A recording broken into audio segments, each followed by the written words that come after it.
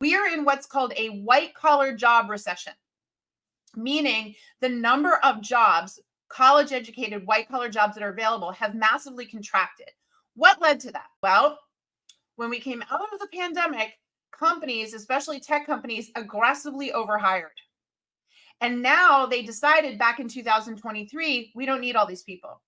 So in 2023, we saw a massive amount of tech layoffs. Now, we know in this industry, if you've been in it like I have for over 2 decades, that when the tech industry starts to restructure and does a lot of layoffs, it's like a domino effect. The other industries now experience it too. And that's exactly what's happened in 2024. So massive amount of tech layoffs in 23 and 24 led to a lot more layoffs across all industries and sectors. Okay.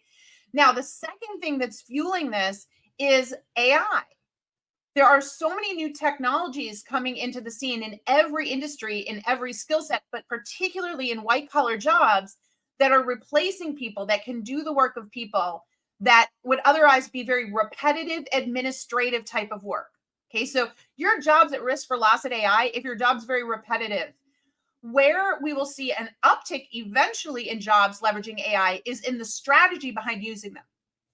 An example would be, you've probably heard about prompt engineering. It's a fancy term for the better you are at telling the AI what to do, the better results you get out of AI.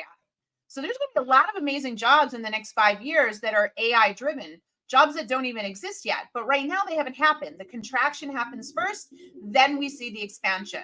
A really good thing for you to know is that the bigger the disruption, the bigger the innovation. We are seeing a massive amount of disruption right now, which is hurting the job economy. But eventually the innovation will lead to a lot of new companies and new growth and new jobs. And that's really exciting. You see, when it comes to this stuff, it's like a pendulum. It swings back and forth, right? And right now we're in the not good cycle of it for the job seeker. Not enough jobs, too many people looking. In fact, I was at LinkedIn's largest conference last week with over 1,800 talent executives, right? Invitation only event. And they shared data that says right now, for every one job, there are 2.5 people and climbing. That's very different. Remember when we came out of the pandemic and everybody was saying there's 2 jobs for every one person? We are the complete opposite and then some right now. And so you have got to adapt your strategies to reflect that. But that's what's going on in the marketplace right now. Now, my prediction as somebody who's been through this multiple times is that we will see the restructuring continue along for the first quarter or two of 2025. It will level out. And we'll start to see things really improve in technology first, and then the rest of the industries by the end of 2025.